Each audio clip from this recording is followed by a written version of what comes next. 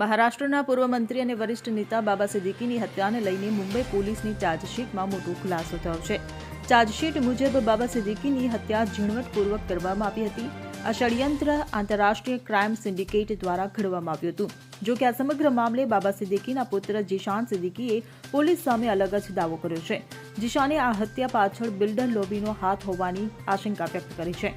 જીશાન સિદ્દીકીએ જણાવ્યું હતું કે તેમના પિતાની હત્યા પાછળનું કારણ સ્લમ રિહેબિલિટેશન ઓથોરિટી એટલે કે SRA પ્રોજેક્ટ્સ સંબંધિત વિવાદ હોઈ શકે છે, પરંતુ તેમના નિવેદન છતાં પોલીસે આ અંગે તપાસ કરી નથી। તેણે તેના પિતાની હત્યાની આશંકા સાથે કેટલાક બિલ્ડરોના નામનો ઉલ્લેખ કર્યો છે। પોલીસ ચાર્જશીટમાં સામેલ જીશાનના નિવેદનમાં પૃથ્વી ચૌહાણ, શાહિદ બલવા, શિવાલિક વેન્ચર્સ, અદાણી, નબીલ પટેલ, વિનોદ ગોયંકા અને ઓમકાર બિલ્ડર્સ જેવા મોટા નામોનો ઉલ્લેખ છે। Bureau report CN24 news. હવે જુઓ દેશ દુનિયાની તમામ ખબરો તમારી આંગળીના ટેરવે।